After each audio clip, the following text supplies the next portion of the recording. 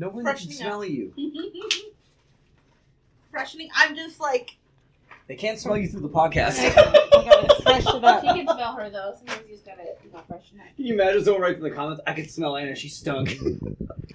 Stinking up this podcast. Well, I guess I found my cold opening.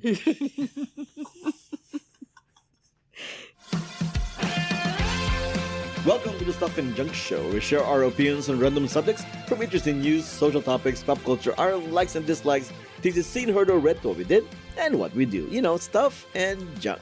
Hello, my name is Albert, and once again, usually at Comic-Con, the Comic-Con episode, I kick things off with my interview with David Glanzer, the Chief Communication and Strategy Officer of San Diego Comic-Con International. So, hit it! It is San Diego Comic-Con International 2026, and once again, it's an annual tradition for us, but here we are with the Chief Communication and Strategy Officer, David Glanzer. David, welcome back to the show. Good, glad to be here. It's always, when I see you guys, I know it's the close of another year.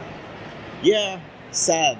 It is sad, Actually, somebody asked me, a reporter asked me this morning, we were doing a television interview, and they said, is there, you guys get bummed afterwards, or you just relieved? It's like, well, we're relieved, but we're bummed. I mean, there really is kind of, a little bit of a con depression, if you will. You have this great event, we work so hard, and then for 4.5 days, it's run, and then it just stops. At 5 o'clock on Sunday, it's just over.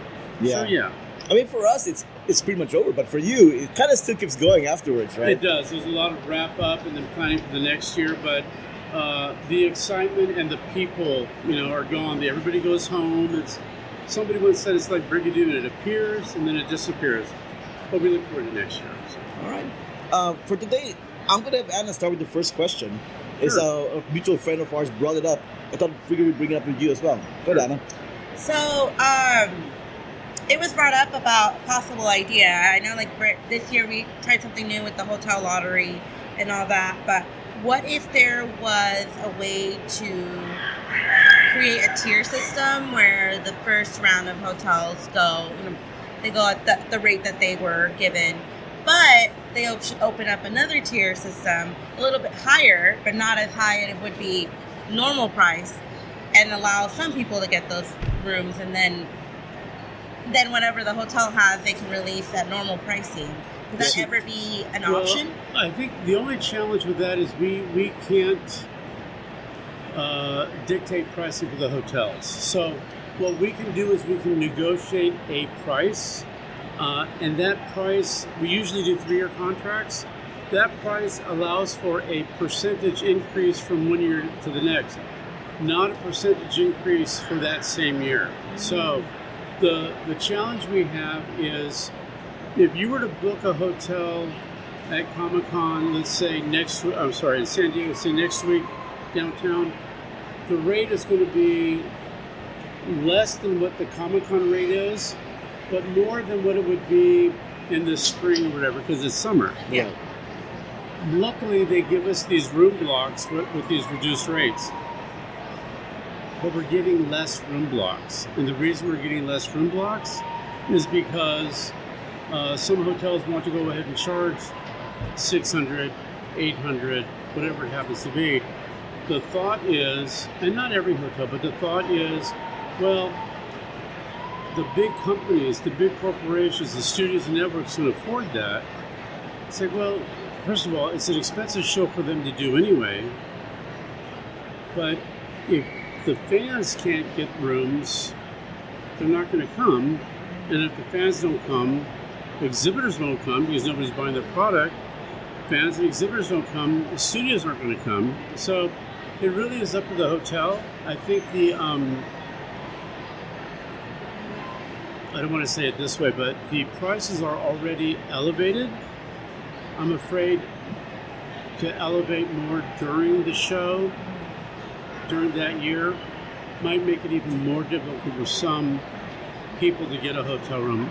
If you have a lot of income, maybe, like when I started going to conventions, I had very little money because I was young. So I don't know. I mean, it's an interesting idea. I think we can look at it. But again, all we can do is propose that. It's up to the hotels if they will want to do it. And the hotels aren't a block. They each individually, we have to do individual contracts with each hotel. You think it was more of the sticker shock? Like some people put a hotel that was like kind of like, well, if you get that, it'd be great, but it's going to be kind of expensive.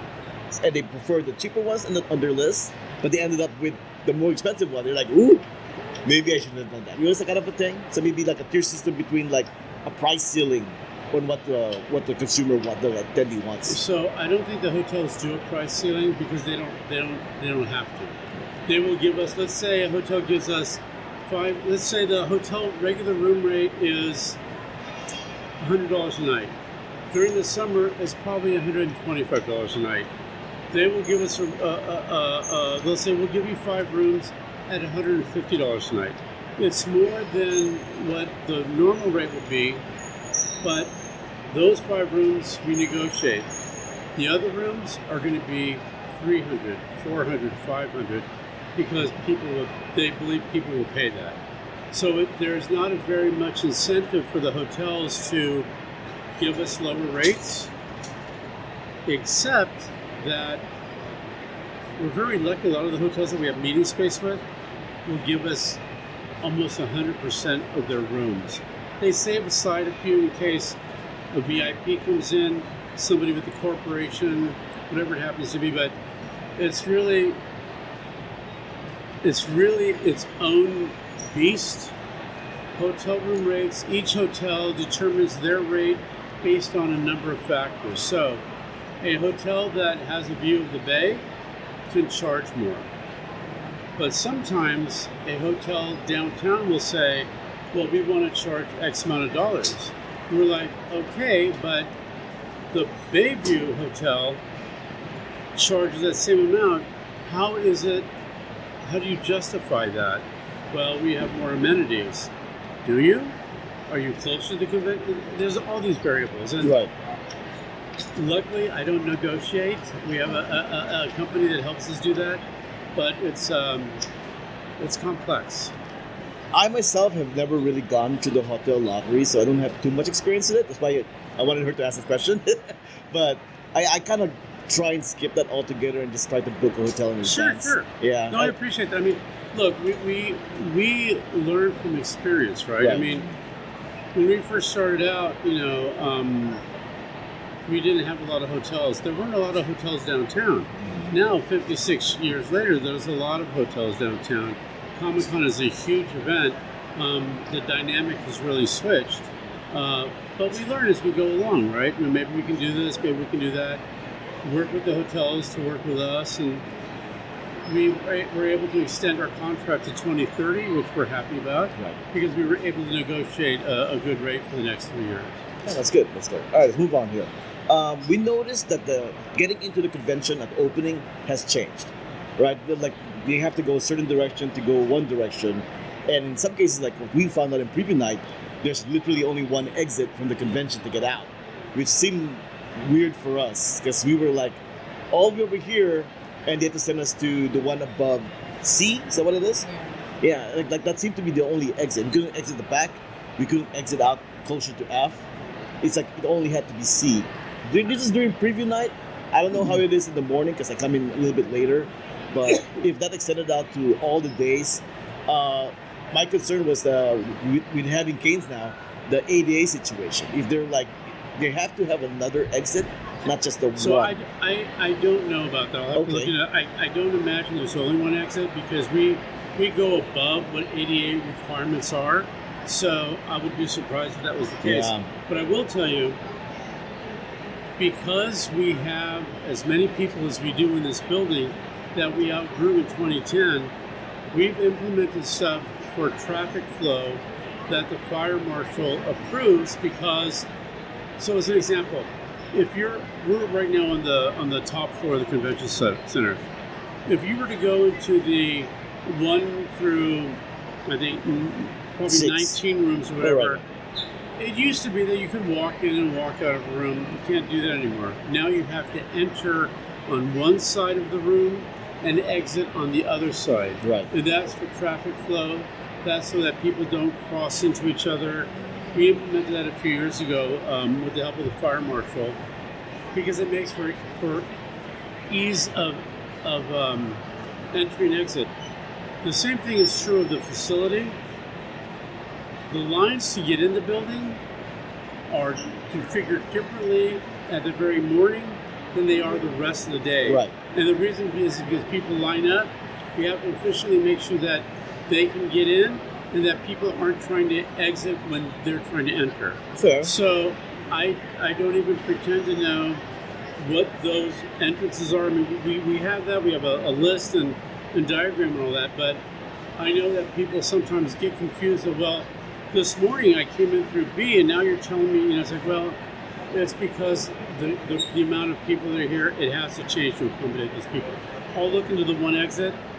It would surprise me if that were the case, but I'll get back to you. Yeah, it was more of a case where in our situation, we got our badges and we got the books and bags.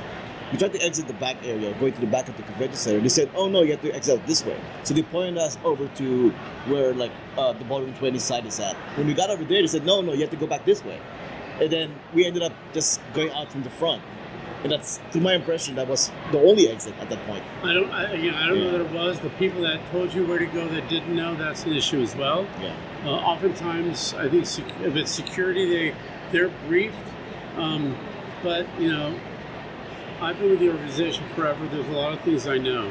Our alliance people study, the year, each year, every year. Oftentimes, security people do the best that they can, but they don't necessarily know. Sometimes they tell people, oh, you can't go upstairs because upstairs isn't open. Well, no, it's open. They don't mean to be difficult, they just don't know. But I know also we want to make sure so that exiting traffic doesn't conflict with a line. I was at another convention back east, and we were taking the escalator down, and there was a line running directly in front of that.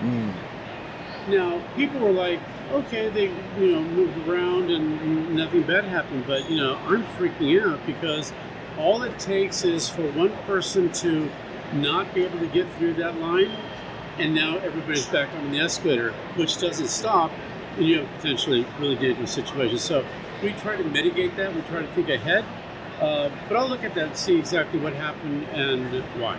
Yeah, usually sometimes it's always a miscommunication in some form, right?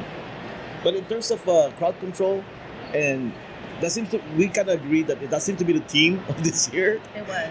Yeah, you have activation that are really spread out, which will take people further away and control the crowd. Was that some kind of suggestion you guys gave to the studios, or did you just happen to do it for themselves? So we have a certain amount of space that we have access to. Basically, the stuff on this side of Harbor Drive and immediately adjacent. But there are activations that are farther away that we have no control over. We're not involved in at all. Okay. What ends up happening oftentimes is the studios, you know what? We want to do a whole buyout. We want to create a whole, but we don't have any say in that. So some stuff can be farther away.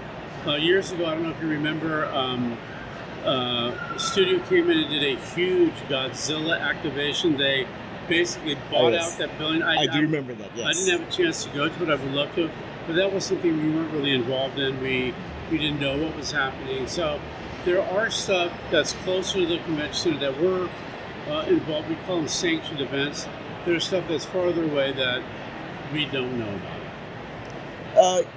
I think the farthest one that we've seen is besides Balboa Park, of course, the Resident Evil event. In their guide, they actually even tell you how to get to your car because it's that far away. Yeah, that wasn't ours, so I don't know. That was all the way in East, Courtyard, East Village. I'm like, we're not walking over there. Yeah, especially it's been really hot this weekend. Really hot. So this year we noticed also, it might be with crowd control, that there were 3 different locations for the Comic-Con merchandise. Yeah, so this year we have a new merch company, ASO. And I know what that stands for, but it's Sunday and I'm very tired and I've just forgotten. And when we finish this, I'll be like, anyway. They're great people. They created the merch. They have mobile setups. And they asked us, hey, we know you're at the Marriott, but do you think we could go outside too? We're like, well, if you have the ability to lock it up or move it off site, sure. They're like, we do, because they do events on campuses and other stuff. So we had space that was available across from the Hilton Bayfront, and we were trying to get space on Harbor Drive when it closed, so that when people walked across Fifth Avenue, they could stop right there because the road's closed anyway, be able to buy merch. The city said, you know what, the potential for a problem, if there's an emergency, we don't want it to go there.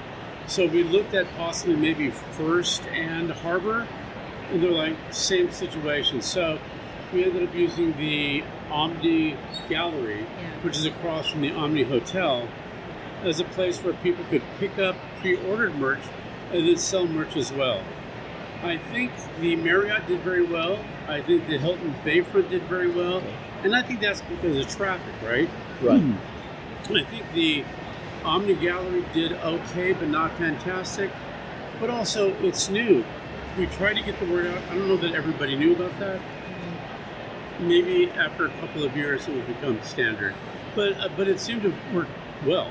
It was really great. And I have to say, the addition of the Comic-Con fan, I love that, because I'm taking that to all the music festivals. And I'm just going to be awesome. That's showing great. it off. I'm like, wait, I have to get that. That's the perfect I'm fan. happy to hear that, especially it was warm, and that was really a practical thing, right? Yeah. Awesome. Well, good. If it helps to mention, we were standing by the Omni merch booth at the time, and across the street, I could overhear a family going, "Oh, hey, they have Comic-Con merches over there. We should check it out." So that satellite location does right. help. And I think it will come back. I think another thing that's really helpful for us is we're hoping to take a bite out of unlicensed merchandise. We're very particular about the merchandise we have, quality control, what it is. There are a lot of people who do bootleg stuff. Some people say they're official vendors, and they're not. We don't know what the quality is. We don't know anything about that.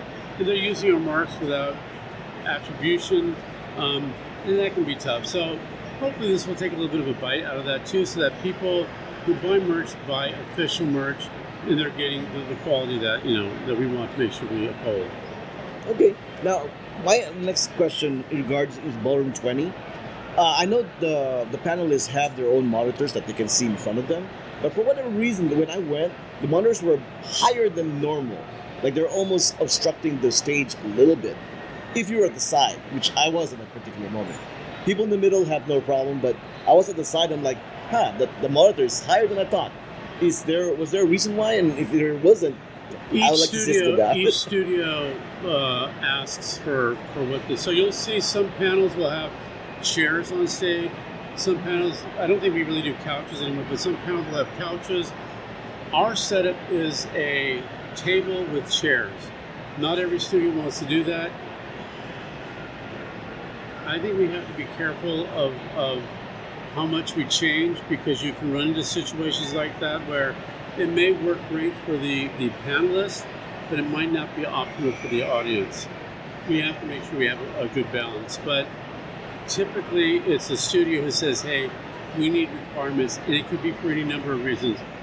Talent can't see something, maybe their vision isn't what it would be, or they just feel more comfortable, whatever it happens to be. I remember I went to, I knew somebody who worked on the old David Letterman show. Okay. And he's all, we have tickets, we'll put you in, and you'll have great seats. Well, when we got in, they took us to the balcony. And I thought, well, I don't want to be on the balcony, I want to be on the floor, right? Well, once the show started, there's I don't know if this is always the case, but when I was there's a huge monitor that when the show starts, they move the monitor directly in front of Letterman and the guest, so they can see what's happening right here. If you're on the floor in those first 4 rows, you have to look at the monitors because you can't see it directly. We were lucky because they put us in the balcony so we could see everything. But originally I thought, these are like crummy seats. And in the end, they were actually great seats. So it's all production. Okay, that's fair. Now, we do have some security question, but you're gonna get a lot of that in the talkback, and we don't have personal experience about that, but we do have one question regarding it. So, at the Indigo Ballroom, it looks like it was a different security company versus the one that's used here. So, is it just because that's the hotel specific? No, we use so much. So when we first started, and depending on how long you've been coming to the show, we used to use a security company in San Diego. Security is really important to us, so we've had to augment that. We're too big to hire just one company. So now we use, I don't know how many companies, but several companies from San Diego, a couple of companies from Los Angeles, I think a company from Nevada as well. We have a management security company that manages all those. So they will schedule where certain people go depending upon the company and what their experience is. So it's conceivable that Hall H has different security than the exhibit floor, that has different security than is at the Omni or at the Bayfront or at Ballroom 20. But it isn't like we say, oh, we want to make sure we separate them. It's that we want to make sure that they're staffed with people who, for lack of a better term, speak the same language. That company can be over here, so they all know each other. We can tell them something and it gets to them rapidly, as opposed to having several different companies in one location and then making sure that the communication is effective. But we have a management company that manages all the different security. So like when I come in the morning, we're here like at 3:30, 4 o'clock in the morning, there's a certain company that has the lobby. And those are on a 12 and 12 shift. So we come in, we know these guys, at 7 o'clock there's a shift change, same company, but different crew. Since you brought up Hall H.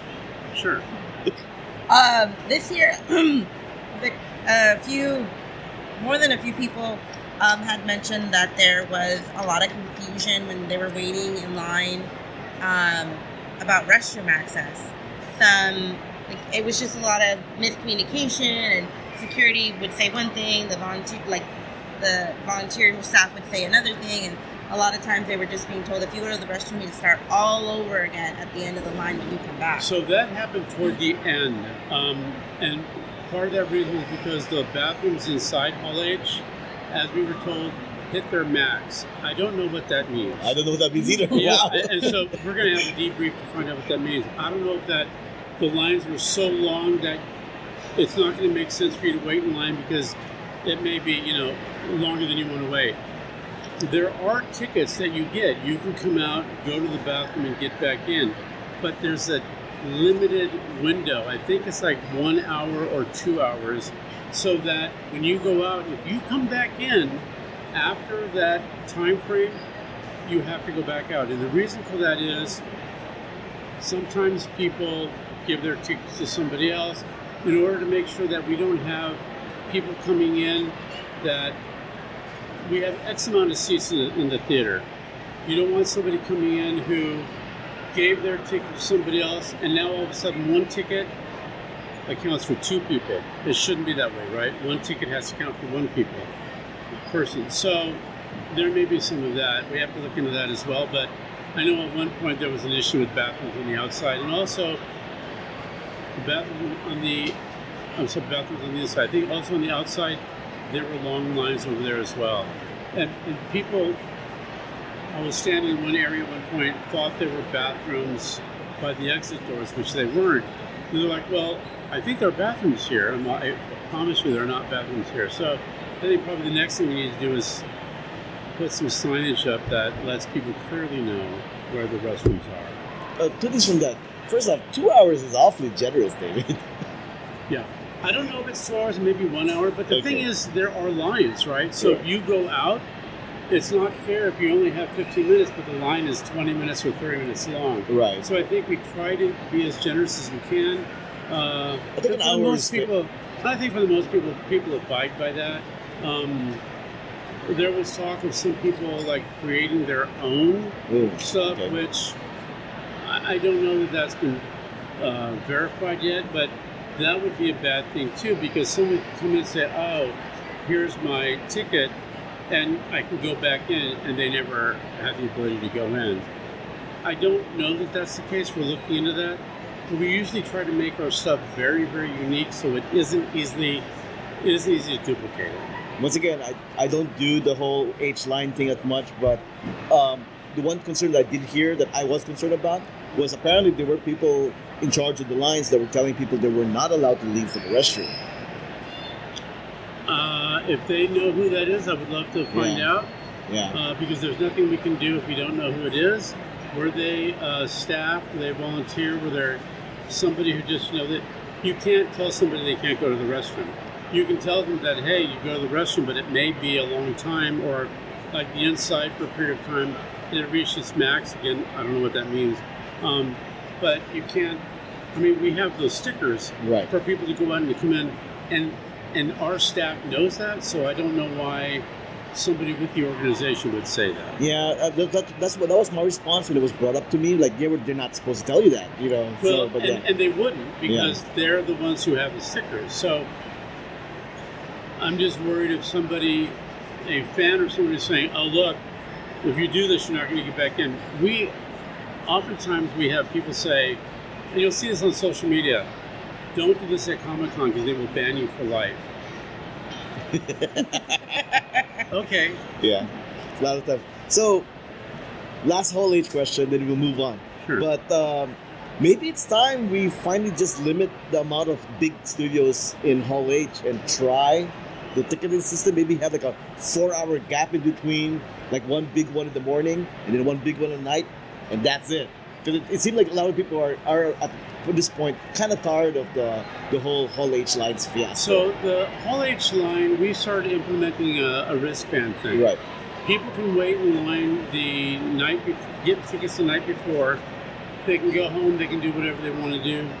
They have to be in line the next day at 7:30 a.m. That is the cutoff. If you come at 10 o'clock, 12 o'clock, 3 o'clock with a wristband, you're not necessarily going to get in. The reason for that is because everybody who has a wrist, we have less wristbands than we have seats. So you come, if everybody who got a wristband was there at 7:30, we could fill the room. As it is, we filled the room at 7:30, and then there were nobody else with wristbands, so we started letting in people without wristbands because the cutoff was 7:30. Then people started coming back and saying, well, I have my wristband. You were here at 7:30. We have that in our rule, and our events got like 4 or 5 different places. We don't clear out rooms because we try to give as much, as many panels and as much opportunity for people to see. But you're right. When we turned Hall H, which is an exhibit hall, into a theater, we did that because the largest theater at the convention center to this day is a 4,000 seat room. In an effort to accommodate even more people, we decided we're going to forego the money that we would earn in a Hall H from selling exhibit space to turning that into a theater. So instead of having a 4,000 seat room theater, we had 4,000 plus 6,000. So basically an additional 6,000 seats so we could do another panel in. We're going to explore afterwards whether or not we do have to clear the room. We don't right now, and maybe we do. The logistical problem with that is now you're going to have separate lines for each panel. There isn't enough space on the property to be able to do that. If you only have 2 panels in a day, then maybe. But also, you run the risk of people saying, there's only 2 panels a day, I don't need to go to the convention this year, which is fine. But if we see a dip in our attendance, studios could very well say, we're not going to come this year, maybe we'll come in a couple of years, but if we don't have an audience for it, why are we spending a tremendous amount of money to bring stars and all that kind of down, all that type of stuff down? We don't know, we'll have to look at it. The reality is we outgrew this space in 2010. We mitigated some of that by having the outside activations because companies who have exhibit space inside can't expand. We don't have room for them to expand. So a lot of those companies now move outside so they can have those activations. We've run out. We use every square foot of meeting space here. Luckily, the Bayfront, the Hyatt, the Marriott, the San Diego Library lets us use meeting space, so we were able to grow that way. It may very well look like Hall H is now being affected by that as well. So we have to explore that. And what the solution is, I don't know. Maybe it is less panels. Maybe it is trying to clear out the room, which probably takes about an hour and a half. So it's going to reduce panels anyway. Yeah. But then where do you line them up? They can't be lined up in the street. And even though Harbor Drive is closed, it has to be accessible to emergency traffic, which is why we couldn't have the merch on Harbor. I don't think they're going to let us put lines though either. So we're going to explore that. Yeah, my suggestion was the 2 panels a day, one big one in the morning or noon, and then one big one in the evening. Then you essentially have 2 lines, right? One at the front for the morning one, and then one at the back, kind of like the wristband situation. So once they're in, they can put that people into the other one. That's at least my suggestion. And how do you? I'm not saying this to be, but who determines which studio gets the space? That's the problem. That we can't really like. Yeah. How do you decide that? And in my head, it's just the Saturday one. So it seems like Saturday is the one that everybody's just going nuts over. So like Thursday, Friday could be normal. Sunday could be a normal thing. But Saturday seems to be the one that everybody keeps always talking about. Yeah. Yeah, and I think Saturday we had Star Trek, we had Marvel, we had Spaceballs. That's Friday. Yes, Friday. Was that Friday? Yeah. So I don't know. Disney. I don't know how you determine who gets it and who doesn't. And if you go by a first come first serve, they're going to start pinging us now for 2030. Yes. And that's like so. Look, maybe that's the solution. We would have to explore how to do that. Would the studios play or say, you only have 2 slots, it's not worth it to us to put all this money and time in and not get a slot? Or maybe they'll say, this is great, we love that. I don't know. We'll have to explore that. Yeah, definitely. So now, every year, I feel like I'm always here to complain to David about what's going on in Comic-Con. No, it's great. It's great. But as usual, at the end, I want to lighten this up. Ask him a fun question. And our question I came up with, I'm not sure if we're going to answer it. Do you have any go-to karaoke songs? I do. Well, I will tell you, I like to think I enjoy singing. I cannot carry a tune. Oh, we agree. We're the same way. Don't worry, we're the same way. I will tell you, I had a travel buddy who has since passed on, but we would travel all over the place, and there were these 2 women from LA that we would end up traveling some of the different. We went to Singapore. We went to Egypt. All these different places, and in some of the Asian countries they had karaoke, and it's like great. So we all decided we were going to do the heard it through the grapevine. Okay. Years ago in California, there was something called the California Raisins. Oh yeah, whole campaign for raisins, and it was, so we're like, let's do that. We're gonna, Wait, are you saying that it was you and a bunch of people doing the dance number? Luckily, we did not dance, but we all sang. And what was horrible was they recorded it, so we got a tape after.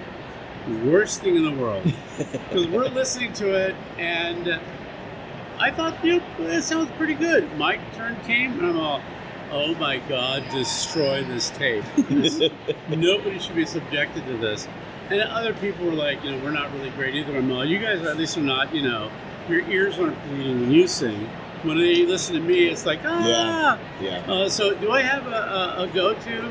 It would have been that song many years ago. Now I try not to karaoke because I don't want to make enemies. Okay, that's fair. What about you?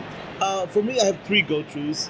One is Monkey Wrench by Foo Fighters, if I want to go for something harder. Right. And then, if I want to go for something cheesy but fun, is was it wherever you will go by the Calling. Oh yeah, wow. That's you know that song. Okay. Yeah. And if I really want to be really, really brave, Crazy for You by Madonna. Oh, you know what? I love that song. Yeah. 2 songs of Madonna's I really love: "Crazy for You" and "Borderline." Ah, yes. Right? Not a good one. That's right. Yeah. That's right. And I wouldn't dare sing them because I would hate them afterwards. That they have to hear, But it's karaoke. You're supposed to be able to excuse it. Fun. You know what? I have to tell you, when we didn't record them, it was fun. In Singapore, they had karaoke rooms where you could go in and order a cocktail, a little snack, whatever, and karaoke. And that was a great deal of fun because you're just having a good time. You're just singing. I can't hear how awful I am. The other people apparently didn't care. But after the recording, I was like, I don't want to do this again. What about you? Do you have a go-to song? Material Girl by Madonna. Oh, great. That's a good one. And then Say My Name by Destiny's Child. Oh, great. Those are fun. You guys at least have contemporary songs. Right. Mine is from, like 30, 40 years ago, so. But no, Well, that's I mean, great. those are 30 to 40 years I ago. know. Yeah, I guess you're right. I guess you're right. Think about it. Well, was it like 10 years ago, the 90s? Yeah. Yeah. My example, I have one in the aughts, one in the 90s, and one in the 80s. That's kind of the examples I get. Very, very good. Very, Yeah. very good. You're remaining relevant for those times. That's great. Now, the reason why I even came up with this question, Anna knows this because ever since Wednesday night, I'm like, hey, when are we going to go karaoke? Didn't happen. Thursday night, hey, when are we going to go karaoke? Didn't happen. Friday night, I thought we were going to go karaoke. Didn't happen. Last night, I'm like, where's my karaoke? That happened. Where do you guys go karaoke when you karaoke? Well, that's the thing, though. I don't know. We're here in San Diego. Right, there but- used to be a time where there'll be night events after Yeah. Comic-Con where Yeah. they'll have a karaoke bar or whatever, Right. but I didn't see anything at this time around. Back where I lived, it was similar to what your example in Singapore. There's like a round one thing, and they have their own okay. individual Oh, karaoke rooms. So that's an option. Plus, I have karaoke at home. Yeah. But- But But have karaoke will travel. Good for you. Good and, for and you. the shower is always karaoke. Yeah, exactly. All right, once again, David, thank you for your time. It's much appreciated.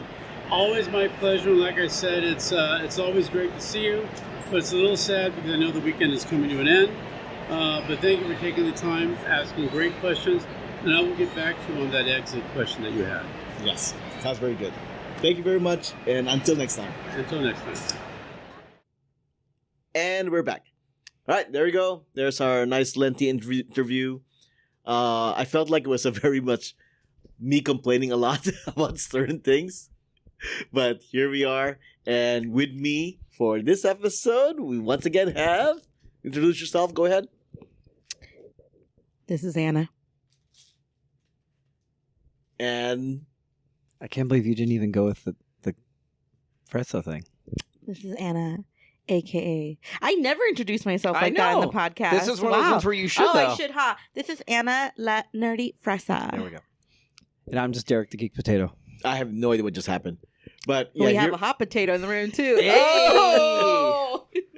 here. So since Derek is technically our guest of the episode Thanks, here, buddy. let's, I mean, I guess for like the 10th straight year, but sure, I'll take it. yeah, the recurring guest for our Comic-Con episode. Thoughts on Comic-Con 2026? Oh, God, you give it to me first. I want to preface this by saying that I've been going to Comic-Con for well over 20 years. So when I come off as jaded to people who like have never been and they say like, how can you be so disgruntled over Comic-Con? I want to be clear that I've been going a long time. 20 years? Can you say more than 30 years?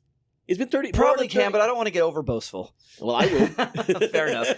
Albert So- reminds me every day how many years he's gone to Comic Con, including the ones that he skipped. No, I don't count those. Oh, So- he doesn't count the one he skipped. Yeah. So I've been coming a very long time, and this one was kind of weak sauce. And it's just, I don't know if it's inflation. I don't know if it's tariffs. I don't know if it's just the political climate of the world. But there just wasn't much going on. I mean, I'm sure you can jump on the TikTok and the Instagram and see, oh, look at all this stuff. What are you talking about? But in comparison to previous years, I just, there's not very much that got me excited. I mean, that's fair. I mean, I would say that's a subjective thing for Comic-Con every single year. There are some properties that are not here that you would like to be here. and there's some properties that are here that you just don't care about. So I think technically, a lot of people online have been saying, oh, there isn't that much activations and stuff to do. And then if you look at the list, there's actually a lot. But it just depends on whether you actually want to do those other things, right? Well, the main thing it comes to, honestly, is because there was nothing wrong with the panels. There was nothing wrong with the exhibit floor. It's just the whole thing that I feel separates San Diego Comic-Con from every other show is the offsites and the outside atmosphere of the convention. Absolutely. And it was very lackluster this year. And I feel like if you take away the offsites and the activations, this show is just like New York and C2E2 and everything else. So the fact that there was very few offsites and it was incredibly... You mean offsites that you don't care for? No, I cared for them, but I'm saying they were incredibly difficult to get into any of them. Yes. So, like... We will definitely get to that. Yeah, yes. So there's plenty of ones I had interest in before the convention, but with time slots, horrendous standby lines, it just... You couldn't go to anything. Mm-hmm. So the fact of like, okay, so we're going to minimize the offsites to a fraction of what it normally is, which makes it harder for everyone to get into them, and then so you don't get to do them, so essentially... You can either brave it out and spend half your convention standing in line for one, or you can just go back to the exhibit hall and the panels, which is fine. But then to me, it's just another convention, which is fine. But like I said, so it just makes it a okay year. Anna, do you want to follow up to that? I don't know, man. I had a great con as always. Yeah. So, the unexpected... You just drank a lot.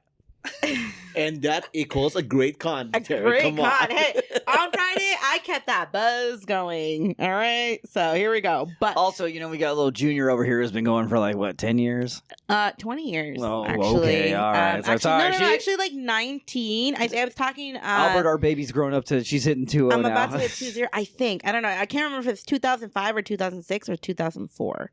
It's one of those years. So I'm gonna go with 19. But the most unexpected... What were you going to say something? I was trying not to do a jumping and cut you off.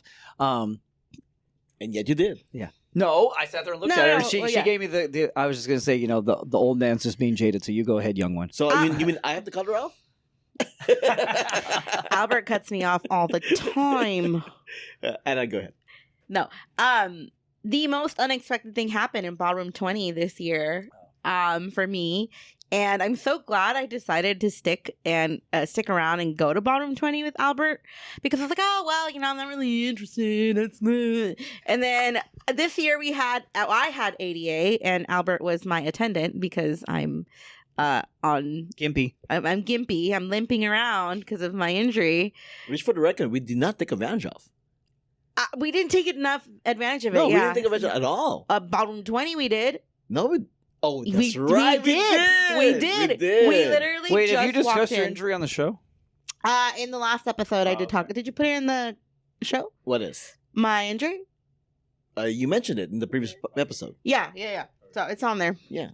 So even though Ballroom 20 did not have a line, we went to the exclusive like 88 doors. Line, and I'm obviously I was limping hard, and they're like, well, normally, we'll fill you in, but you guys go ahead and figure it out on your own, and we did, and we sat down, and Albert had mentioned, oh, there's going to be this panel on this Bollywood movie. And I'm like, oh, yeah, the trailer came out last week. They even started to do promo. So we'll see what it is, And then they invite out the director and the producer.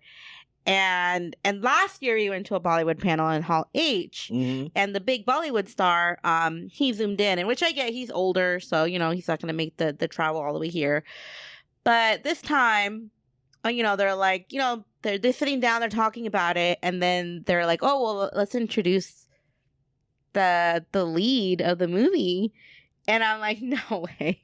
This is not happening, because I follow the Bollywood fan pages, and they normally every time they head out to a trip or whatever, they go through the paparazzi airport line, whatever. So you usually know when who's traveling and all that stuff. You are our Bollywood correspondent. I am the Bollywood correspondent. So I hadn't seen him leave.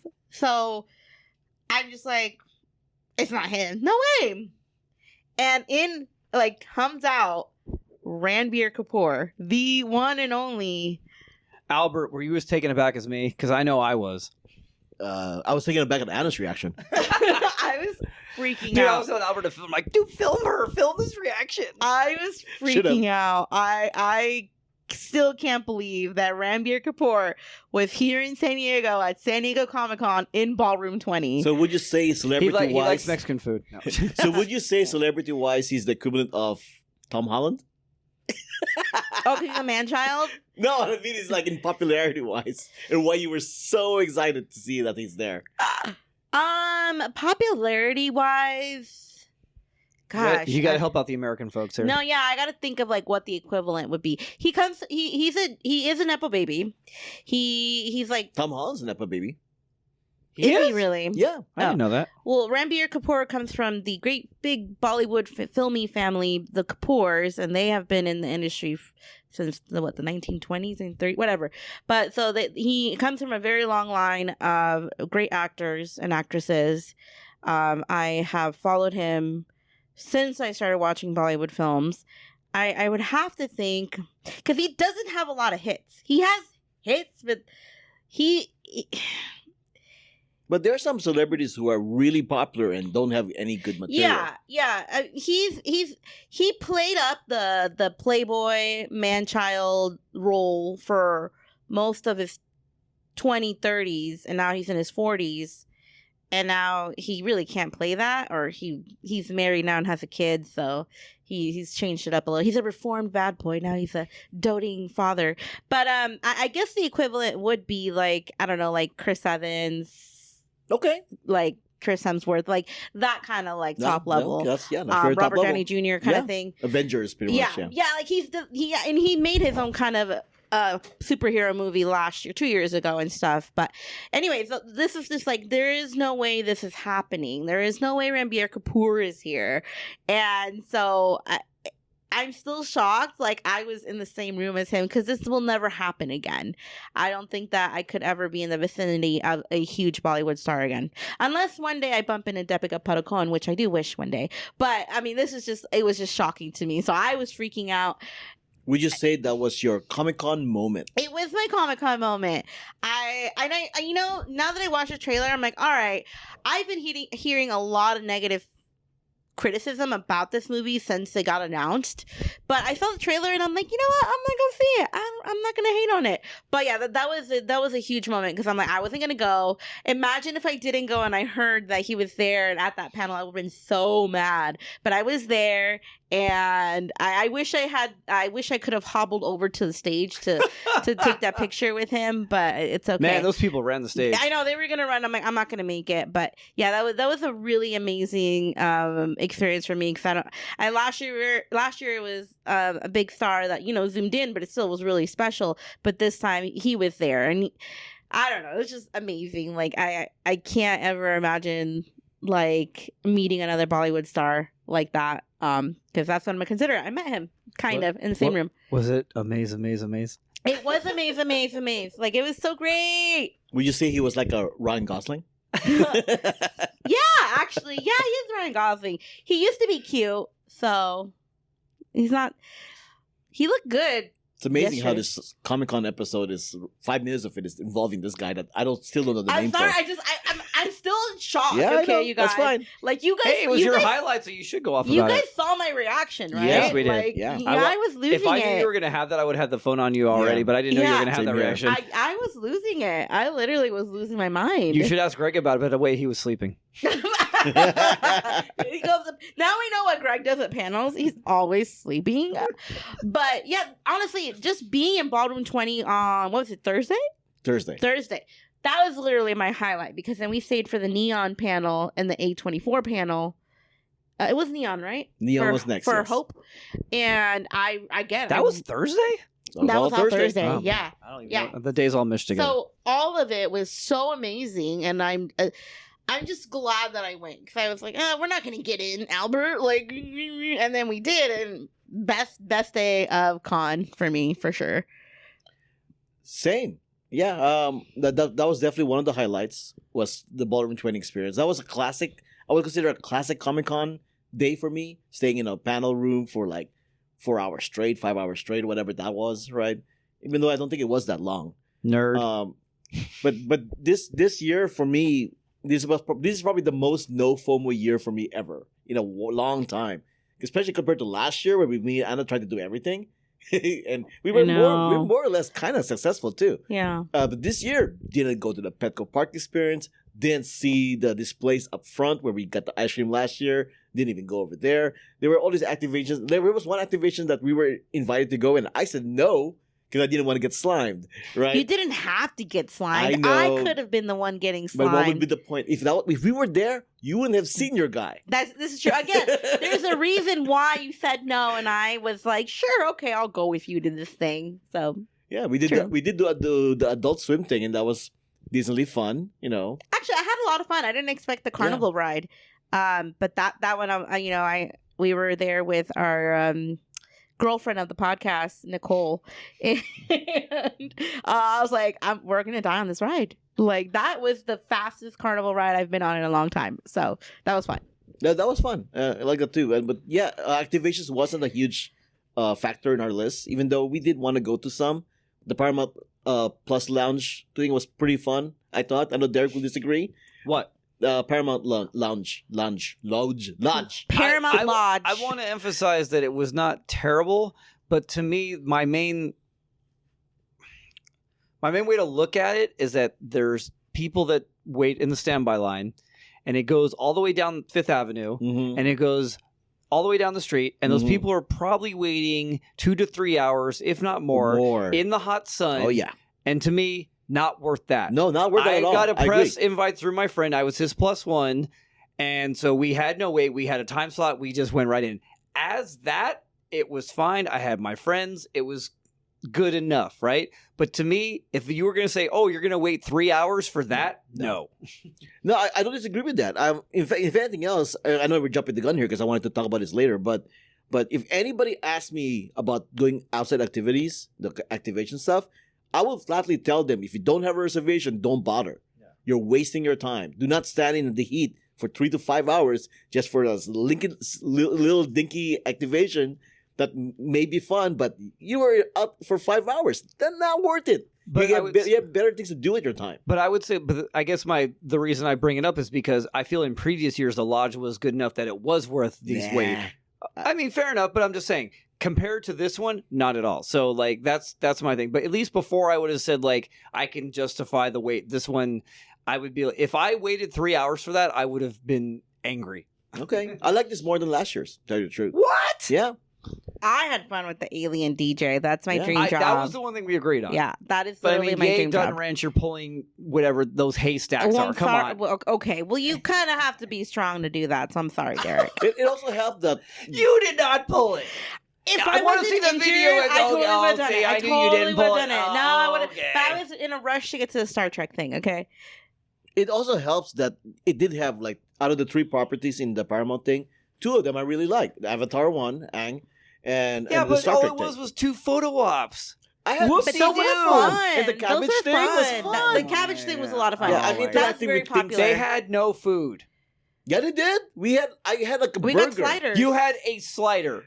Slider, which they made you scan your badge for, which before they used to like just walk around plates and you could have endless amount of food. Now they made you scan. I remember last year I had multiple sliders and multiple things of fries. This time you had to scan for 1 slider. Are you kidding me? So now you're just being greedy. It's the economy. I get it, but I'm just saying this is what made it less. They're scaling. We're like I told Albert, we are starting to see the effects. Last year we could pretend that there was nothing wrong. This year we can absolutely see there are effects. Absolutely. The main thing I give them that they kept is I thought, at least personally for me, the 2 drinks I had were delicious. Oh my god, absolutely delicious. Which ones did you have? Do you remember?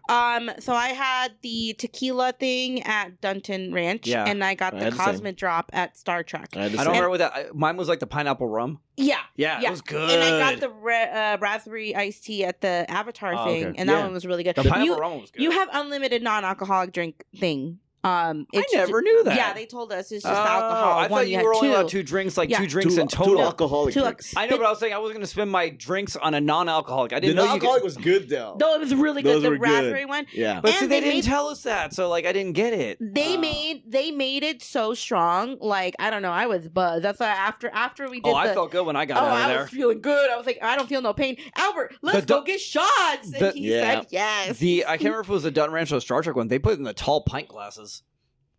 We didn't get beers from that place. No, the mixed drinks.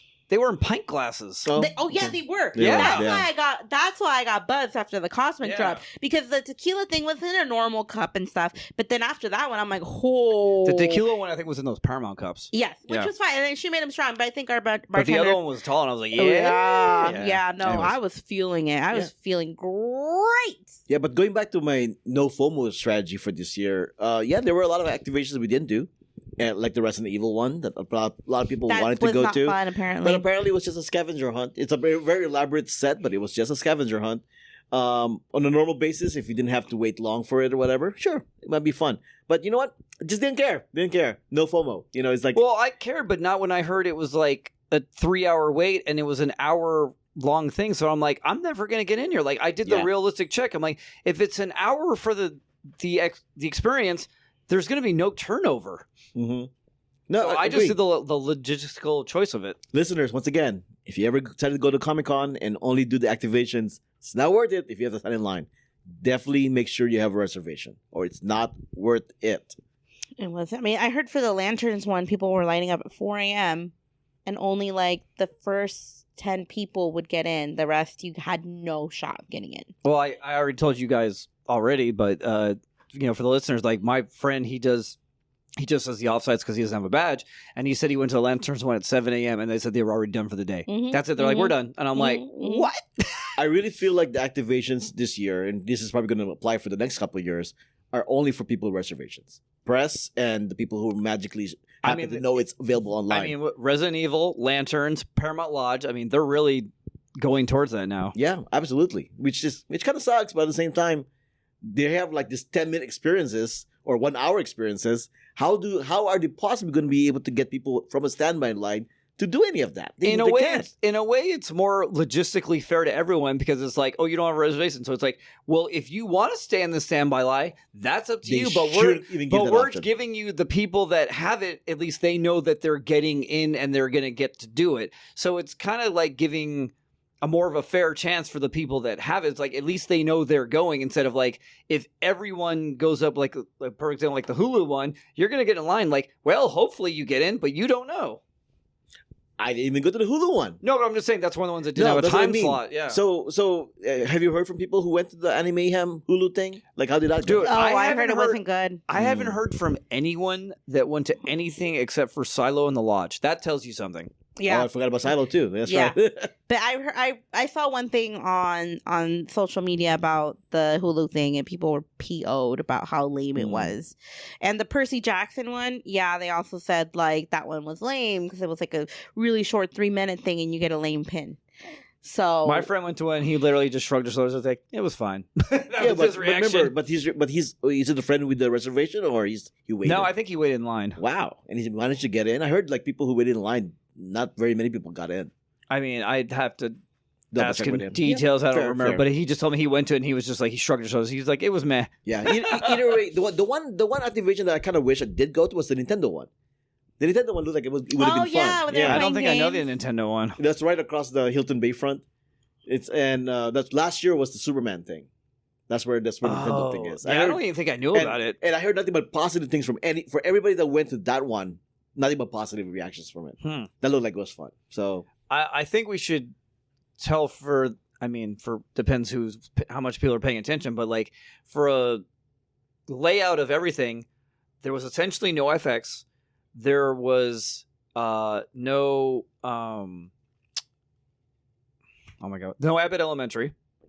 no Ava Fest. This is like the first year in like 3 years that there's nothing for Abbott Elementary. they already started chipping out last year. And No, there's but I'm way saying, they're but gonna do like it again. I'm just giving as a whole, and then in a way, there was no Hulu because before last year they had Hulu and they had King of the Hill. They were separate ones. This year, all they had was King of the Hill. So it's like they took both of them. They're like, okay, instead of 2, we're just going to give you 1. And it was smaller. Yeah, like what Anna suggested, the economy is starting to really hit. And once again, they show up on their own money, on their own terms. And there's so many studios that just don't want to spend money anymore. So that's the thing. I mean, that's what's going on with Comic-Con is there a nonprofit organization? If you want all the amenities that happen at other conventions, somebody needs to sponsor them or give them money because they rather not raise the ticket prices if they have to. So there's that.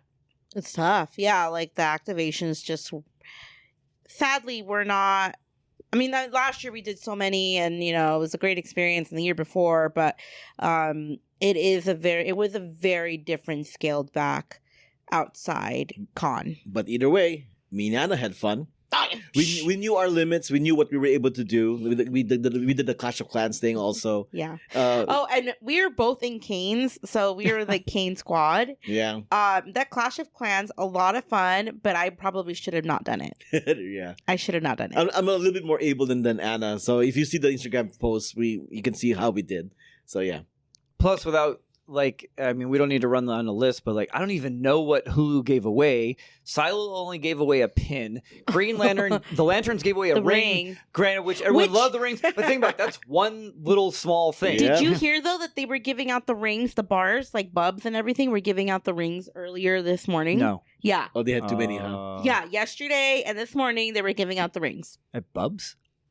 Oh, the bar? Yeah. What?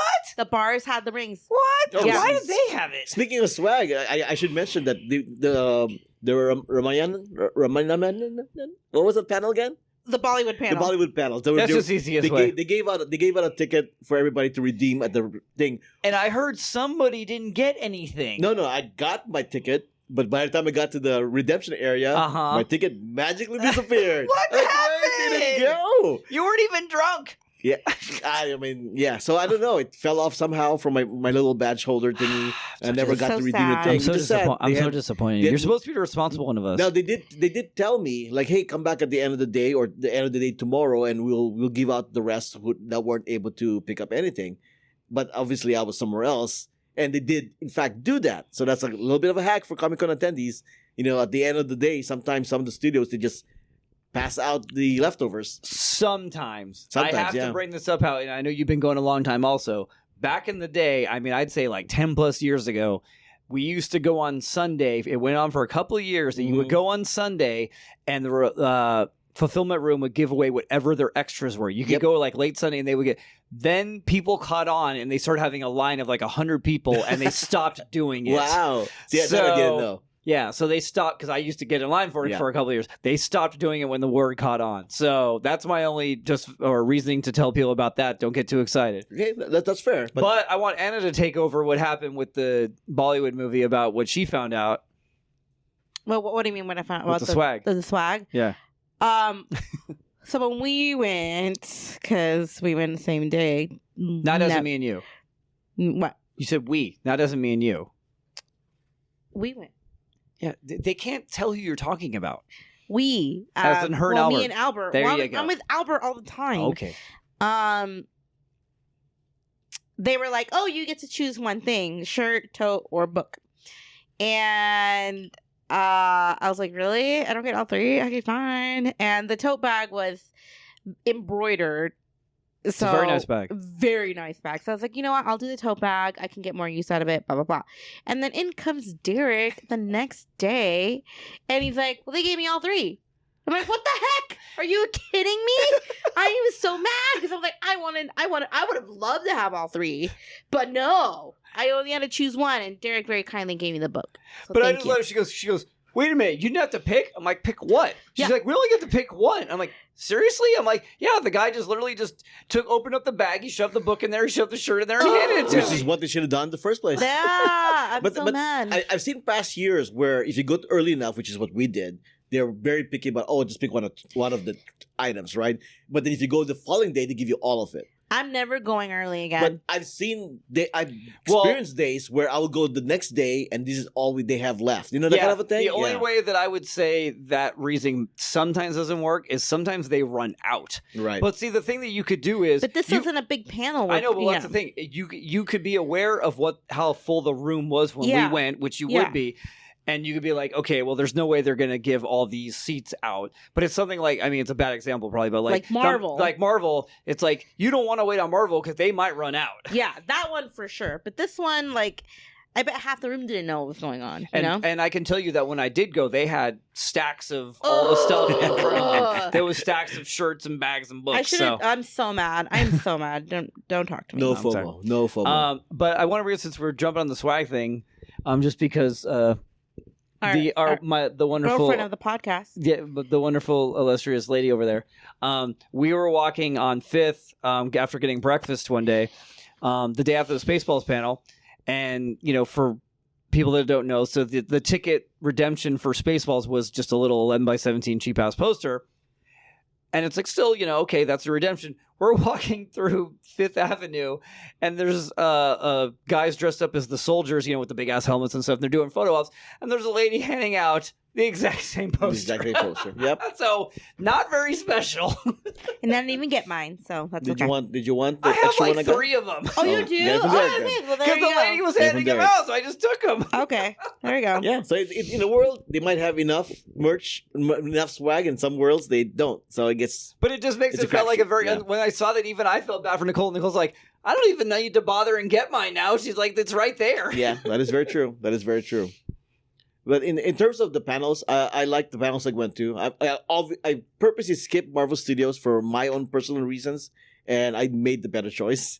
Yeah, because I didn't want to deal with that. I like how you make it sound like a political statement, like my own personal choice. My own personal choice. No. It's something else. No, I just love the way you put that. So back side story here in my part, and that I haven't told. I told them, but I haven't told the podcast yet. So here's the podcast.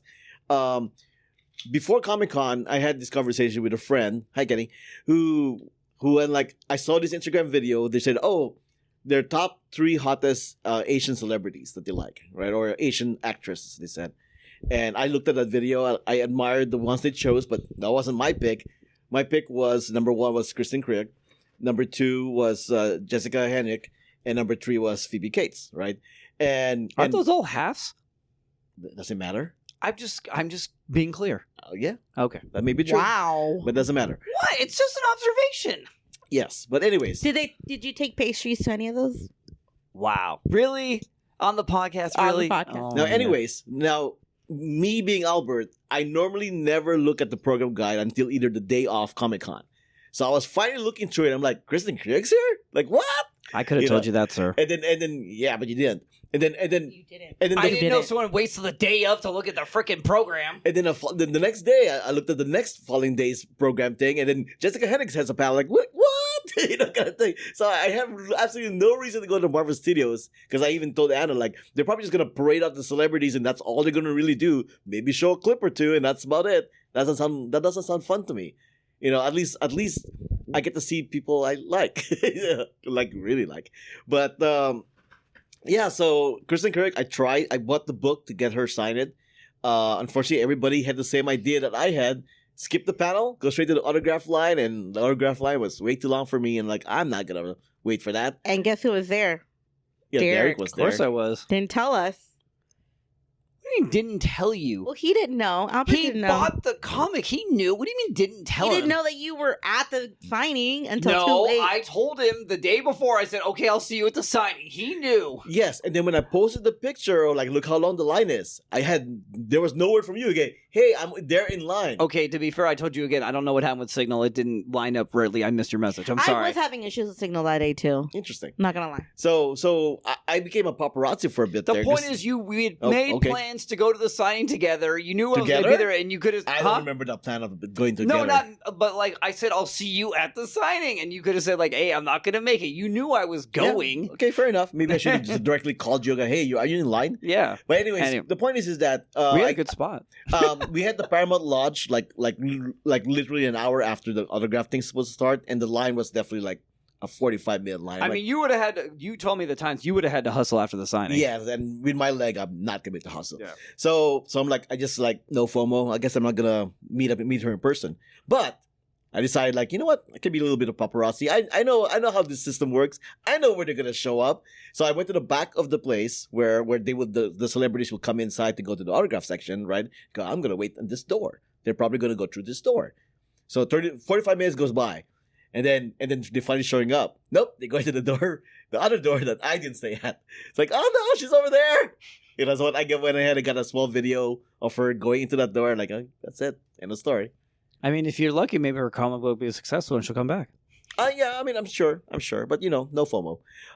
And for Jessica Hennick, they had the Collider's Ladies Night thing. So it was her, like Lana Condor, Amy Garcia, and I forgot the other, sorry actress, but I forgot your name.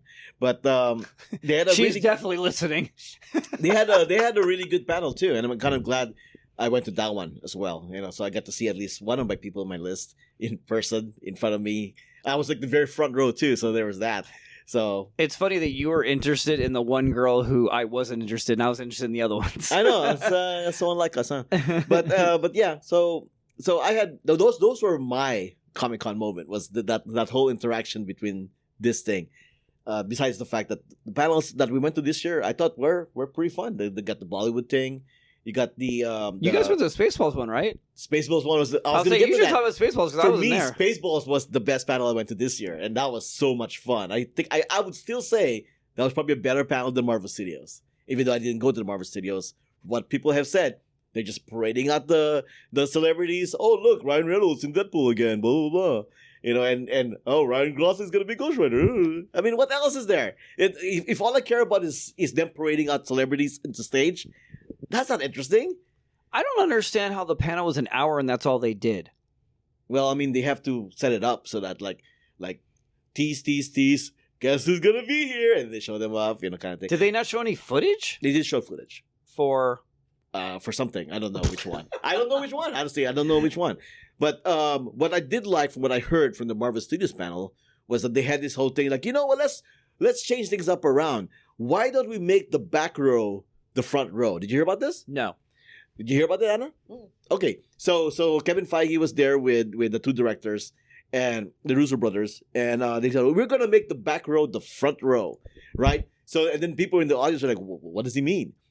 The curtains open up in the back row, and the celebrities, the Avengers, were behind them. Oh, nice. That's cool. So that's cool. That's cool. That's a cool Comic-Con moment. I mean, admittedly, I'm crapping on the Marvel Studios panel, but that's a cool Comic-Con moment. Yeah, So the people in imagine the back, sitting in the back. They turn their head, and next thing you know, you got like Avengers right behind them.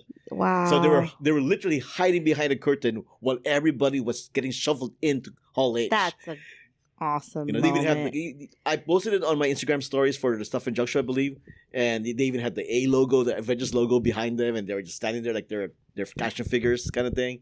You know, so yeah, that's a pretty cool moment. I mean, I gave them that. Yeah. Yeah, imagine sitting in the back and you're like, oh man, and then like that happens. Wow, I would never be able to forget that.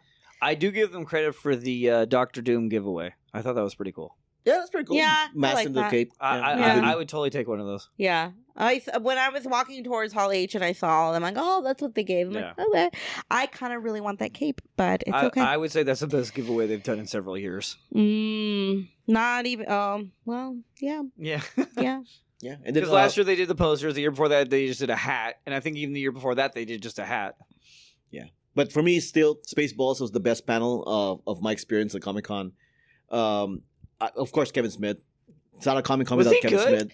You know what? I mean, not like he's ever Here. terrible, but like, was it more the same? Get the impression from a person that doesn't normally go to the Kevin Smith panels, Anna. Anna went? Yeah, so this Oh, is my wow. second year going, right? Mhm. Because I went with you last year. Yeah. Again, it was one of those, well, I need to sit down kind of thing. I'll go with you. And I actually really enjoy it. Like, I love the way he talks. You know, he sprinkles in so many stories, and it's like, you know, kind of inspiring to be like, dang, I really want to keep doing what I love and all that. So it's good. I really do enjoy how when you know, people go up and ask questions, they introduce themselves and he repeats back their name. I don't know. It feels like you're talking to a friend versus like I'm at a panel. Yes. So I think, and this is when we were leaving, I'm like, well, this is it. Like, this is like Hall H is closed tomorrow. This is literally like almost the end of Comic-Con because Kevin Smith is done. They're closing Hall H. This is like 1%, like, one piece of Comic-Con that's closing its doors for the year. So it definitely is going to be a tradition now where I want to be there for the Kevin Smith panel because that's going to be Saturday night kind of thing. Yeah. So yeah, I loved it. That's every my Saturday night. Always. Kevin Smith. It was good. I mean, I like him and all, but I can't say I've gone every year. Yeah. But my only side complaint there is, as two of the stories he mentioned was in the Netflix thing that I went to with him. So he's repeating some stories, but that's not surprising. Oh, he always does. Yeah. But yeah, it was still entertaining. He's always entertaining. That's true. And listeners, if you've never seen a Kevin Smith movie, doesn't matter. Go to his panels, you will be entertained. Yeah. His stories are very engaging to listen to. He's almost like a stand-up comedian. Almost. In the opposite side of the spectrum, there is this moderator that was in the Bollywood panel, Are we going as there? well as the my Drifter God. panel. Oh my God. I'm not gonna say your name or where you're from, but that moderator was probably the worst moderator that I've It's ever not like him. seen at Comic-Con. And my gosh, sorry, buddy, if you magically happen to be listening to this episode, I'm sorry, but you may want to reconsider how you do your panels because your questions and the way you engage with the actors did not work for me. Sorry. I thought it was so funny when during the Bollywood one where he was like, oh, so like how, you guys are against each other in the movie, but you guys have really good chemistry together. And Ranbir Kapoor was like, you clearly haven't read the tale, have you? Oh. I'm like, one, that's Ranbir being, snooty. But I was like, oh, dude. That was kind of a funny moment. So. Or was it your, whose example was it about that moderator asked in the Drifter panel, like, so what's the meaning behind Drifter? The name of the movie. Oh, yeah. And I'm like, wait, isn't this a movie about drifting cars, car drifting? Like, why would you ask that question? Like, what the heck, man? Like, it's drifting, the character is drifting too. Like, I don't know, it's a very obvious. I think he thought he was going to be cool for asking that question, but it's a very obvious. Or insightful, right? Insightful. Like, let's talk about the philosophy behind Drifter. But yeah, so what else? What else you guys want to mention? I do want to talk about the activations that we did that we were grateful to cover for press. Oh, so are we done with panels? If we're done with panels. go ahead. I mean, I think the only panels I did were Ballroom 20 and the Hall H one. Yeah, I did part of my quota. My quota was like Ballroom 20, Hall H, Indigo Ballroom, which I did all three. You have a quota? Albert lives by so many rules. Well, the only one I wasn't able to do was like Room 6 from the old building. I didn't do any rooms over there. I don't think you have a quota. It's a personal quota. It's not a dead fast like I have to follow it thing. But before moving away from panels, the Grimm 15th anniversary, as a Grimm fan, I did rather enjoy that panel, and I wished it was longer. I did wish all the cast were able to show up for the reunion, but I really did enjoy that one. All right, thank you. And Anna, you wanted to finalize the panel stuff, or no? No, I forgot I did the Grimm panel with you. Okay. Moving on back to activations. Apparently. Yeah, I'm done. I didn't do a panel by myself. I saw panels. I had them on my list. So like, if it happens, it happens. But I just didn't make it to them. Again, I think I was a little bit out of sorts with my injury. So I know I overdid it the last 2 days with a lot of walking. So that's on me. But yeah, panels. The ones I went to, amazing.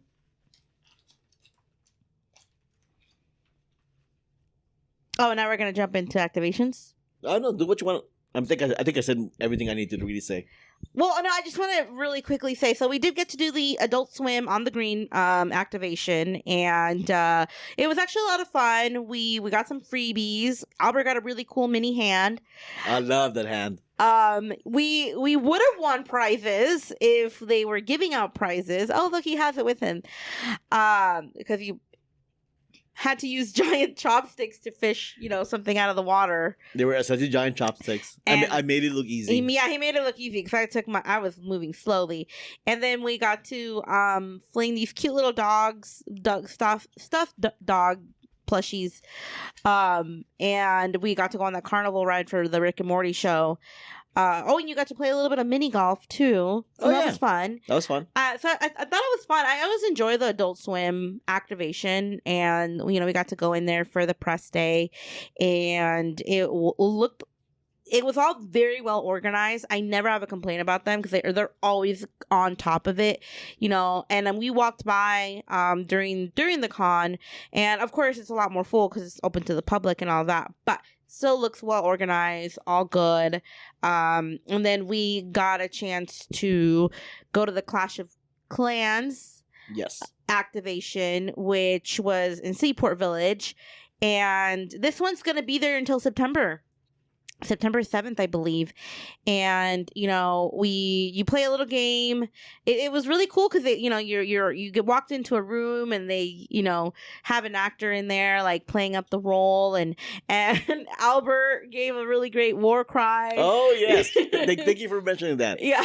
So you want to explain how that played out, Anna? She was like, we were gonna have a war cry, and she looked at someone in our group, and she's like, "What word makes you like, what was it, like courage, or what word makes you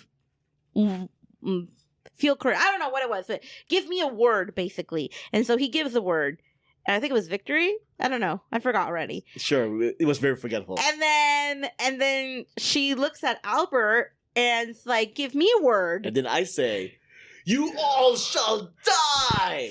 And I'm like, that's not one word. I was like, Albert, that was not one word, but I swear I thought Albert was just being Albert and just, like, I'm going to do this really cool thing.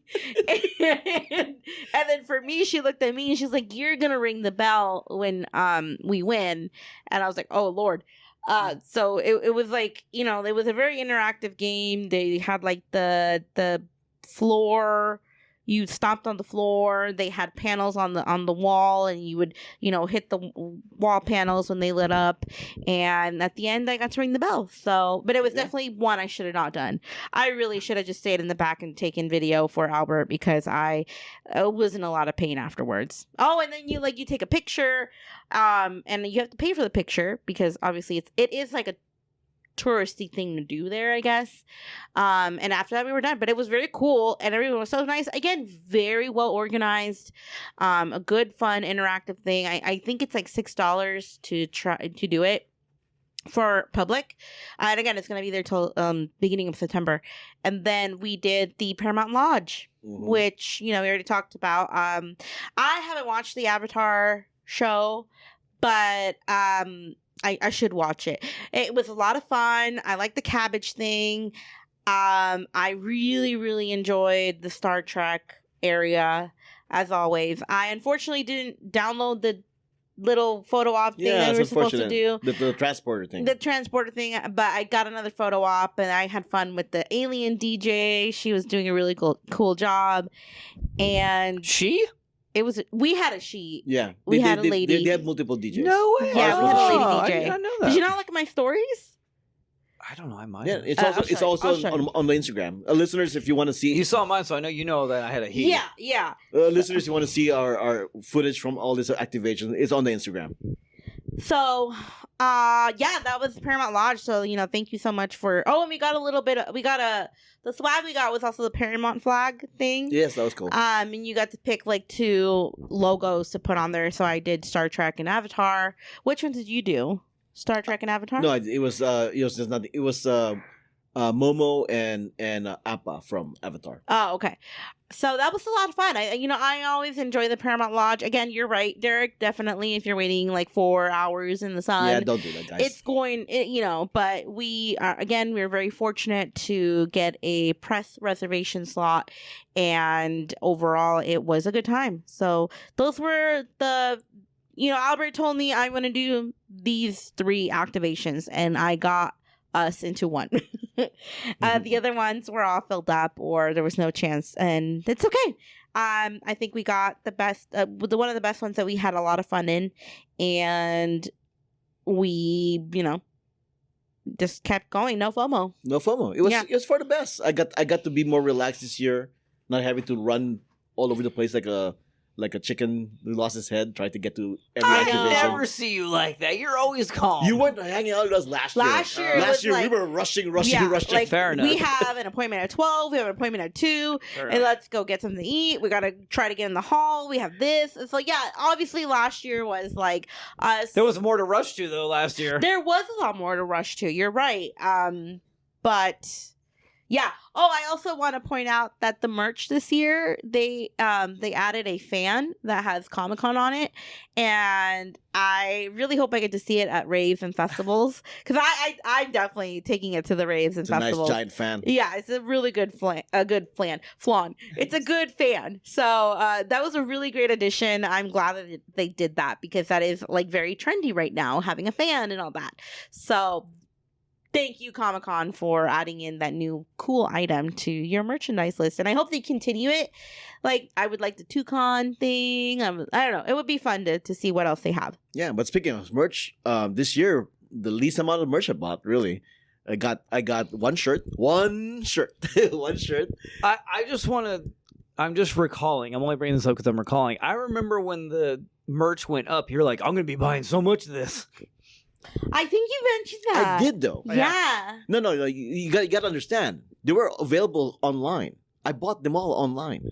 Oh, so you did buy them? I did. I said oh, I okay. did. So technically, you did still buy them. Ironically, Okay. 3 more items arrived at my house while I was at Comic-Con. Okay. 3 more Comic-Con so merch you're arrived saying at you my bought house. one shirt, but technically you bought more than one shirt. Site, On site. Again, the stipulation is I bought one shirt on site. Okay. Okay, which is from Story Spark. Like I said, I was. And then I got like 3 enamel pins, I believe. Something like that. And I think that's it. Oh, no. And the book, the Kristen Kriok book. So yeah, that's the only merch I bought. The majority of my money went to food and drinks. Yeah, I spent a lot. Yeah, food and drinks. Not an insane amount, but a good amount. Yeah, I spent it mostly on food and drinks and Ubers. Yeah. I'm a fanboy. What can I say? I bought a couple things. I bought like some stickers. I didn't buy a book this year. Is that a thing? Yeah, that's the thing for Anna. Yeah, I always buy at least one book. Oh, And this time I'm like, just wasn't anybody there. I guess I could have tried with ADA this year, but I. Oh, it was more of an effort thing, not that you didn't like the people. Yeah, no. I'm like, I'm exhausted of having to run to the booths and fight for a ticket.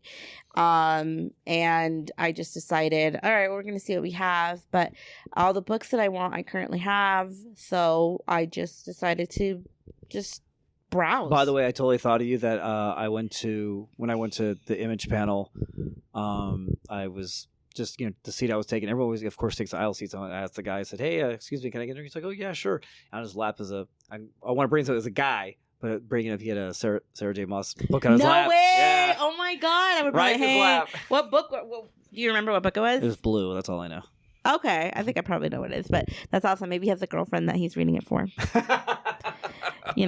maybe he likes it for himself. He doesn't. He's just like, I want to read it. I'm like, yes, please. All right. Yeah. Well, as Albert is the shirts, Anna is the books.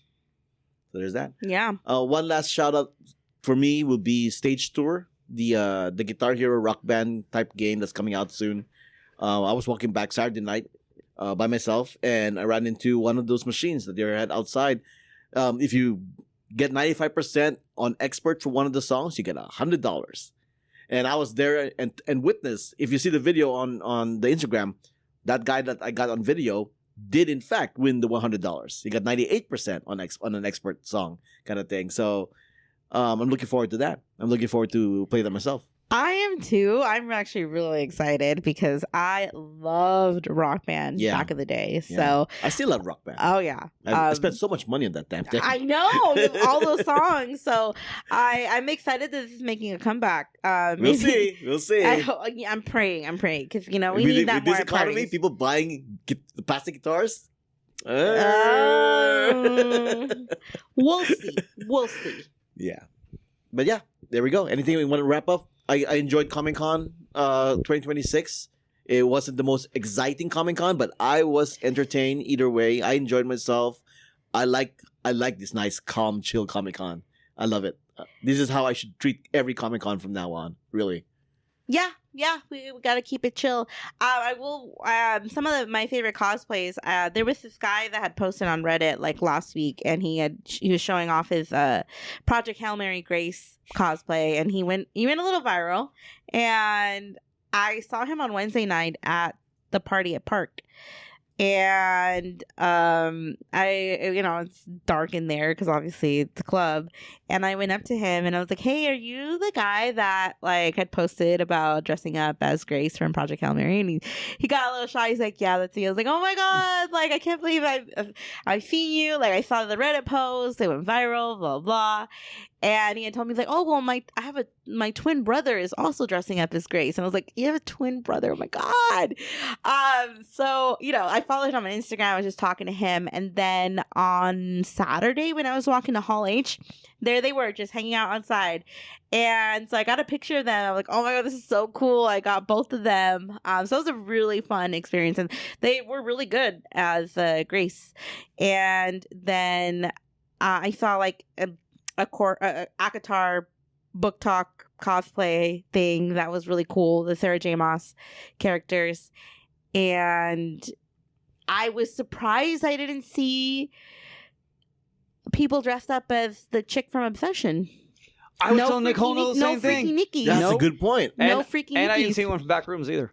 No Backrooms either. I thought that guy in the stilts was assuring someone was going to do it. I thought so too. Nothing. Yeah, you know what other cosplay we didn't see? Solo leveling. Sorry, running joke. Yeah. But a lot of Jujutsu Kaisen, Yeah, so much Jujutsu JJ Kaisen, still number one for a lot of people. A lot of Huntrix. I see a lot of Huntrix. Most popular Huntrix I saw, besides Rumi, is Zoe. There's a lot more Zoe than any of the other three, actually, to tell you the truth. But yeah, it's San Diego Comic Con is still not the con you go to for cosplay. That's WonderCon. It's not New York's still better. And New York and Dragon Con, Anime It's just Expo. so hot. Yeah. So No, hot. but It's nothing to do it with used that. to be back in the. I think just for what I think I'm sure part of it is it's such a hard show to get into that maybe the people that are big cosplayers can't even get in. Yeah, Who they have to knows? be pretty much invited to go show up. Maybe. Not only that, but it's kind of a pain in the ass to be in a cosplay going through exhibit hall. That's the thing, that the difference between WonderCon and New York Comic Con is San Diego doesn't have a spot. Like New York's got two really big like lobbies where all the cosplayers hang out, and then WonderCon, of course, has got the quote unquote fountain and the lobby part. Yeah. San Diego, all it has is that front area, and that's like the entire convention center. So there's no Yeah. like one spot for cosplayers. The go-to spot they have that people have used take advantage of is the outside balcony area behind the convention center Yeah. and the giant stairs behind the convention center, which isn't very ideal because if you want to see these cosplayers, you literally have to go all the way there just to see them, and most people are not gonna do that. So yeah, the appeal is not there.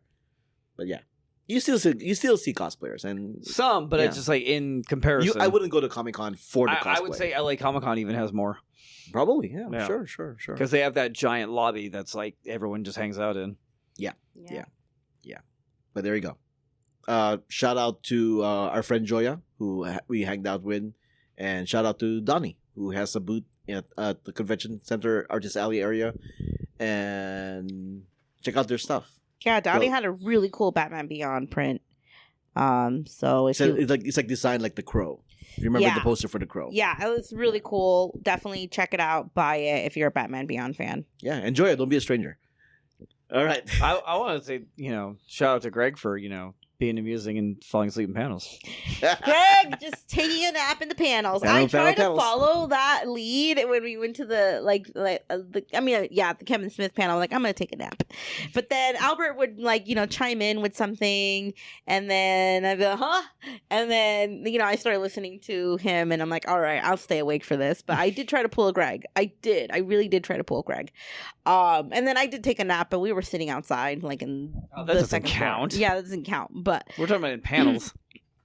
I know. In the panels, no, I didn't make it into there, but shout out to Greg for really loving these panels for the fact that he gets to sleep in them.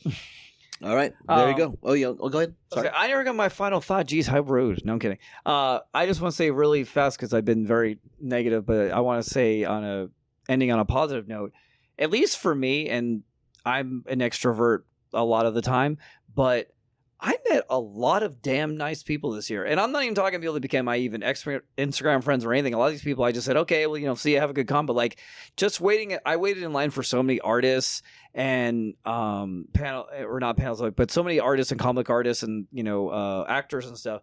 And everybody I met was just damn freaking nice. Like there wasn't one person that was just like, I'm a grumpy puss today, or like, don't talk to me, I'm on my phone. Like everyone was super social and nice like this year. Not that they're not in other years, but like I just felt like everyone seemed like really happy this year. That's good. That's good because the people who aren't happy were the ones in Hall H, which I was the not Hall at. H line. I feel sorry for the people in the Hall H line, man. I swear. I got it because I know you did lots of research, and I just want to throw this. This is not me ending on a good note, but I was talking to this girl today, and she was waiting in Hall H for the Marvel panel. And did you know that after 7:30 to 9:30, they do not let them use the bathroom? No, that's not true. She was in line. They would not let her use the bathroom. What I mean, what's not true is that they don't let them. They actually are supposed to let them. Oh, okay. Whoever told them that they're not supposed to are either lying out of their ass or just she was told she could not leave the line. No, I get that, but they're not supposed to have said that. I think so too. That's got to be no, like it's some not that kind you of. think so. Comic-Con has said no. They're supposed to let them take. But I'm saying like that's got to be like some It's a legal against thing. rights. It was a weird power trip that these people, well, not power trip, but a lot of like misinformation, I think, got down the grapevine, and that's why they were saying like you can't go to the bathroom. But yeah, a lot of people were told that. That was the insanest thing I've ever heard. And like, so they're just like, okay, it's like I could get like, okay, you should go sooner, but like, dude, what if someone has an emergency and you gotta go? You gotta go. Yeah, no, it was a very common thing that happened to a lot of people. That was brought up in the interview, played here in this on this very episode that you listen to this right now. The pee room? I'm sorry? The bathroom thing was brought up? Yeah, we brought it up. Okay, well, I didn't listen to your damn interview. How would I know? Yeah, not right now. You haven't. Okay, sorry, listener. Sorry for breaking something up twice. But yeah, so yeah, whoever in the line was power trip or whatever. But yeah, we did. I guess I should mention talkback. So as usual, I go to talkback to hear people's complaints about or suggestions or whatnot. The majority of them were about the Hall H line, it got really depressing. It just got sad because they were all just essentially venting. Comic-Con really had no response to it, quite honestly, because it shouldn't have turned out that way. So it just got sad. It was the saddest, depressing talkback that I did. They bring up the Funko thing? The joke here is that any other legit complaints that should have been in talkback was completely overshadowed by people wanting to vet out about the Hall H line. Oh, okay, fair enough. So there were some other ADA unrelated Hall H line questions, but the majority of them were Hall H line complaints and whatnot. So glad I didn't go. And I joked ironically that the talkback room was completely full, and there's probably people outside who wanted to complain that they couldn't get into Marvel, now can't even get into talkback. That's the ironicness of like the lines are so long at Comic-Con that they can't even get in line to complain. I know, really, right? Though. Really though. Although I guess there is an email that you could like actually email Comic-Con and complain through that. Yeah, but that's easy for them to ignore. Yeah. But there's some intern that's sitting there going through them. Yeah, it was sad. It was a sad talkback for sure. And on that sad note, thanks for listening. Yeah, right. Sorry, I didn't know downer people. My bad. You can find this podcast on Instagram and Letterboxd. That's me. That is you. You can find this podcast on Instagram, Blue Sky, Threads, and YouTube at Stuff Junk Show. You can find me, Albert, on Instagram and Letterboxd at Albert5x5 and Shirts of Albert. You can find me on social media at Anna Voltage or my other show, Most Extreme Ranking Challenge. Anna Voltage, a.k.a. La Nerdy Fresa. Thank you for reminding me. Although that's not part of your handle, I just had to have you No, throw it it is part of my... It should be, because that's what I go That'd by. be a long handle. Could you make it that long? No, it doesn't let me. That's why I do Anna Too many Voltage. And then, characters? yeah, a.k.a. La Nerdy Fresa. So, yeah, I should actually be going off of that. So, thank you, Derek, for reminding me. Sorry. This is Derek from the Geekdom Fancast. There should be lots of photos up on my page in the next couple weeks because Derek can never get them done during the show. And then I actually finally made a Threads account because my wonderful girlfriend showed me, like, you're an idiot. This is this easy. Why don't you do it? So there, it's done. So it's actually now on the Tweety Bird, and because I still call it Tweety Bird, and Instagram and Threads. There you go. Tweety Bird? Tweety Bird. Twitter. Oh, that was your... Yeah, okay, gotcha. Okay. Music has been provided by Gloom and June. updates, contact info, ways to support us, and everything else can be found on whowhatwhereswhy.com. Check out the show notes, guys. That's pretty We much did it. it. I'm sad now. Another Comic-Con. here we go, down. people. Post-con blues. Oh Christ! So sad. Comic-Con's over. I know there's a lot of negativity about stuff, but I still enjoy Comic-Con. I still recommend it for people who haven't gone. Just keep your expectations in check and no FOMO. No FOMO is your friend at Comic-Con. You can't do everything. You can't, even though you want to. Even though you want to, you can't. Okay? Yeah, it's true. Oh, friend of the podcast, Nicole. Girlfriend you of the have something to podcast. say? I actually just want to say one thing about my experience of changing my name. Oh, okay. Go ahead. So, I had to change my name from my married name a long time ago, and it's been 8 years, and I didn't want to mail my personal documents to Comic-Con, and finally I went up to someone and said, hey, can you change your name here? And they said, absolutely you can. Go straight up to the sales pavilion, ask for Badge Solutions, and they will guide you to a nice, friendly San Diego Comic-Con staff member who will just check your ID and confirm you are who you are, and they will change your name, and that's it. Super easy. So if you're looking to change your name, that's all you need to do. Boom. There you go. Ending on a happy note. Thank you, Nicole. This was episode 976 of the Stuff and Junk Show. Thanks for listening. Thanks for joining us. Until next time, this podcast has been a Who What Where's Why production.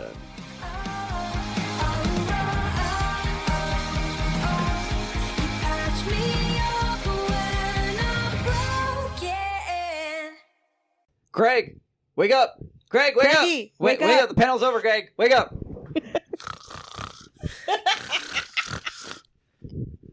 He's still sleeping at Hall H.